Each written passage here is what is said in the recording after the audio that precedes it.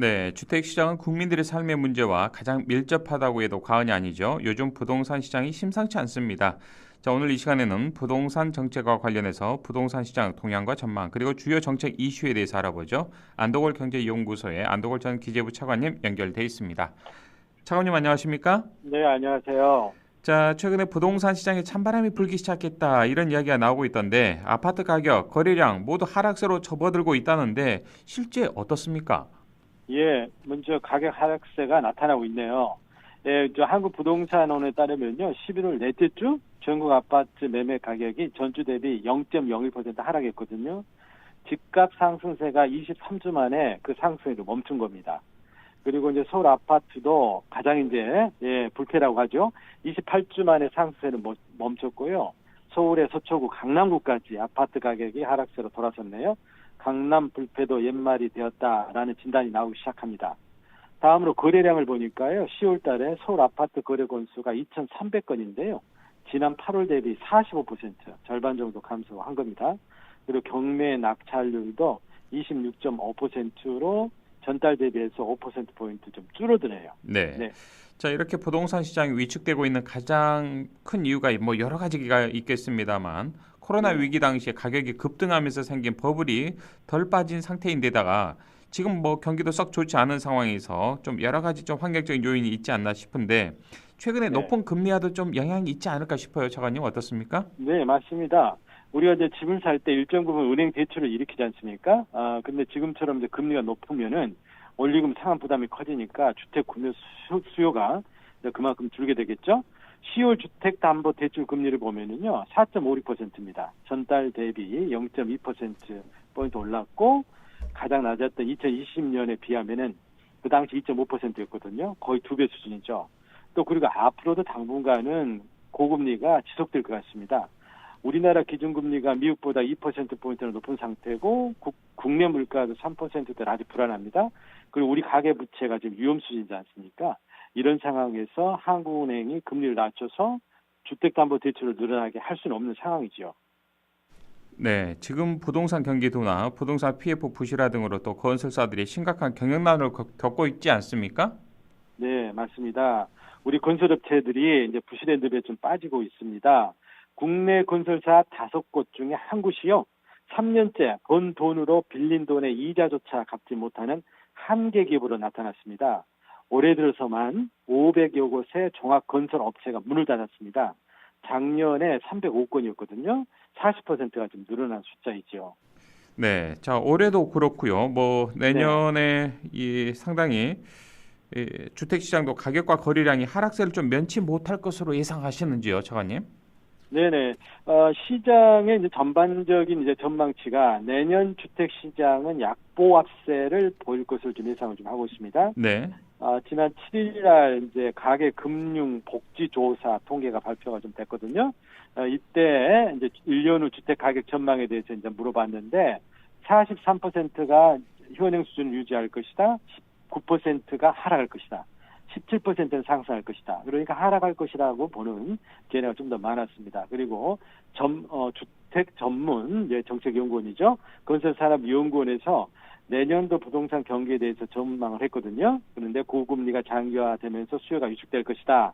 또 경기 둔화세가 지속될 것이기 때문에 전국 평균으로 한 2% 정도의 하락을 예상한다고 이제 밝혔습니다. 네. 저도 하여튼 정부가 대규모로 인위적인 부동산 정책을 쓰지 않는 한, 부양책을 쓰지 않는 한 하향 안전세를 저는 유지할 것이다. 이렇게 보고 있습니다. 자, 뭐 정부 입장에선 내년 4월 국회의원 또 선거를 앞두고 있으니까요. 부동산 경기를 네. 부양을 시켜서 경제를 활성화하려는 시도를 하지 않을까도 싶은데요. 어떻습니까? 네. 당연히 이제 그럴 수 있죠. 이미 정부가 내년 1월 초부터 청년들의 내 집 마련 꿈을 실현해 준다는 이유로 최저 2.2% 금리로 청년 드림 대출을 이제 새로 실시한다 이렇게 발표했습니다. 네. 20 내지 30조 원의 규모로 주택 구입 정책 자금이 은행 창구에서 새로 풀릴 것으로 보입니다. 저는 지금 같은 경제 여건하에서 정부의 이러한 부동산 부양 정책은 효과를 좀 거두기 어렵다. 그리고 부작용만 양산할 것이다. 이렇게 봅니다. 네. 금년 들어서 정부가 1월 달부터 특례 보금자리론이라는 이름으로 주택 구매 정책 자금을 공급했죠. 40조 원입니다. 이게. 그래서 한 6개월 동안은 이제 반짝 상승 효과를 좀 보았거든요. 근데 10월 이후 다시 이제 주택가격 하락세로 지금 전환이 돼버리고 있습니다. 그러는 가운데 가계부채가 지금 급증하고 있고 또 우리 청년층을 중심으로 또 가계 원리금 상환 부담만 늘어나는 이제 결과를 좀 초래하고 있거든요. 그래서 저는 이제 부동산 가격 상승을 통해서 경기를 부양하는 이런 방식은 개인이나 국가 모두에게 이제 더 이상 유효하지도 않고 또 바람직하지도 않다 이렇게 좀 생각을 하고 있습니다. 네. 자, 정부의 인위적인 부양 정책이 특히 우리 청년들의 영끌 투자 또 과도한 부채를 일으킬 수 있다 이런 말씀이신데 문제점을 좀 더 구체적으로 말씀을 해주시면 좋겠습니다. 네.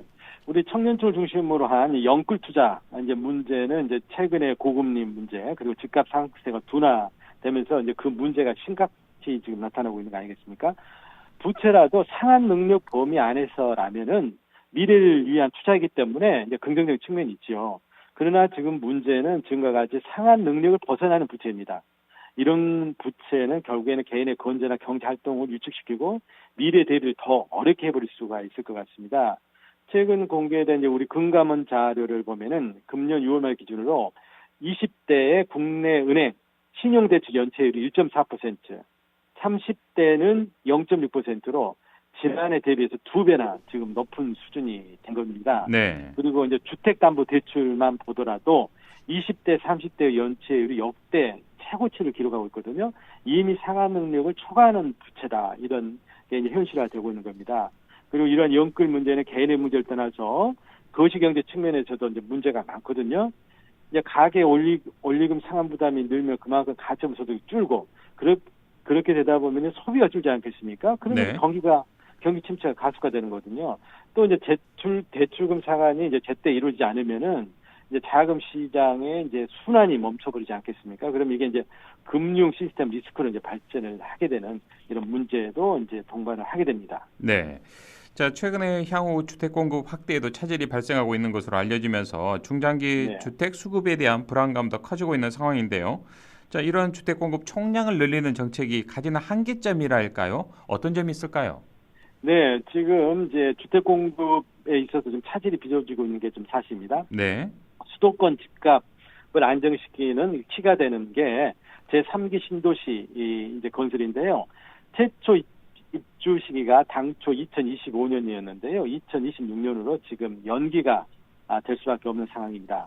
이는 이제 건설 비용이 올라가고 또 미분양 우려가 지금 높지 않습니까? 그리고 토지 보상 같은 게 이제 지연되다 보니까 이제 발생한 건데요. 이러한 문제들은 단기간에 지금 해결되기가 쉽지 않습니다. 그래서 이렇게 공공 부분을 중심으로 이제 아파트를 대량 이제 공급하는 이제 정책은 이렇듯 건설 경기라든지 사업 요건에 따라서 불확실성이 크거든요.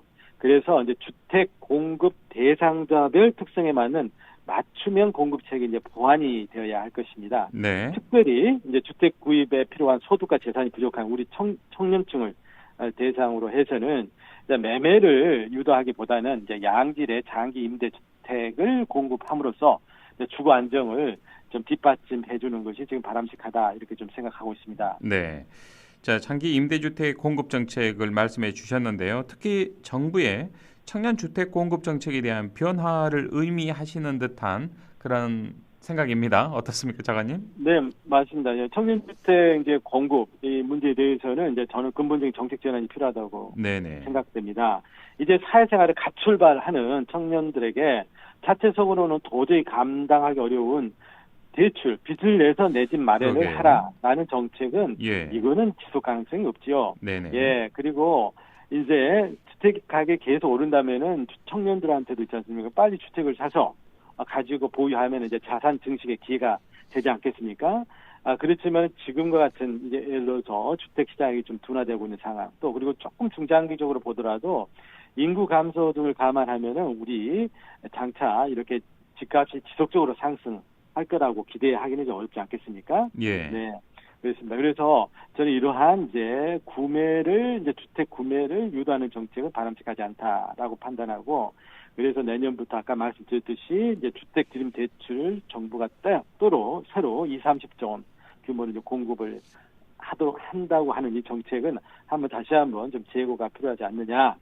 가계부채 증가라든지 어떤 청년에 대한 과도한 상환 부담 결국에는 지우게 하는 거기 때문에 좀 신중해야 하지 않느냐 이런 생각을 좀 하고 있습니다. 네, 결국에는 중요한, 또 네, 우리 청년들에게 빚을 또 안겨주는 거 아니겠습니까? 뭐 네, 저리로 돈을 그렇습니다. 빌려주긴 그렇습니다. 합니다만, 예. 네, 네, 네, 네, 자, 그래서 이제 싱가포르 같은 경우에는 장기 네, 임대주택을 통해서 청년층의 주거 안정을 성공적으로 달성한 사례가 있다고 하던데 이거 어떤 방식으로 달성을 한 걸까요? 네, 네, 네.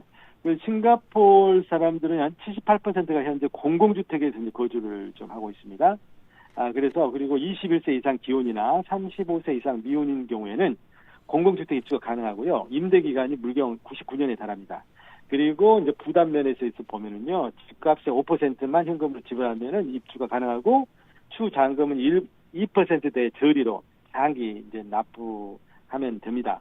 물론 이제 토지의 90%가 국유주인 싱가포르와 이제 단순 비교는 어렵겠지만은 우리나라도 싱가포르 사례를 좀 벤치마킹을 좀 해야 된다라고 이제 보여집니다. 젊은 청년들과 신혼 부부들은 이제 직급증 없이 이제 결혼을 하고 육아를 할 수 있도록 청년들 눈높이에 맞는 양질의 임대 주택을 이제 대량으로 좀 공급을 좀 해야 될 것입니다. 물론 우리나라도 LH를 중심으로 현재 공공 임대 주택 공급이 이루어지고 있는데요. 그 공급 물량이라든지 품질이나 임대 기간 등에서 획기적인 좀 보완이 좀 필요하겠고요. 네. 또 이러한 민간 임대 시장에 민간이 좀 뛰어들도록 해야 됩니다. 그래서 충분한 인센티브를 좀 주면서 장기적으로 임대를 주는 주택들이 공급되도록 하는 방안이 시급히 마련이 좀 돼야 된다 이렇게 판단하고 있습니다. 예. 자, 그럼 끝으로 광주시의 청년 주택 정책 방향도 임대를 중심으로 좀 풀어야 한다라고 보시는지 구체적인 좀 청사진이 있으시면 끝으로 간단하게 한 말씀 주시고 마무리할까요? 네, 네. 광주시가 최근에 이제 광주형 통합 공공임대주택 사업을 이제 착공을 했습니다. 그래서 2026년까지 도심에 460가구를 30년 동안 장기 임대하는 사업을 지금 착수를 했습니다. 여기에는 이제 국민평형이라고 불리죠.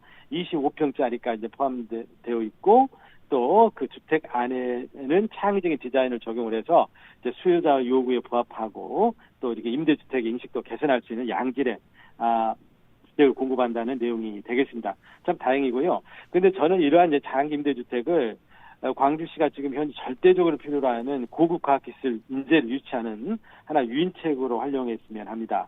지금 수도권이나 해외에 거주하는 고급 기술 인력이 이제 부족한 이런 인력이 부족한 광주에 있잖아요. 많이 유치를 해야 하지 않겠습니까? 그래서 이런 인력들이 광주의 대학이나 기업의 연구소로 이전을 한다면은 이러한 고품질의 장기 임대주택을 무상으로 이제 공급을 좀 할 필요가 있다.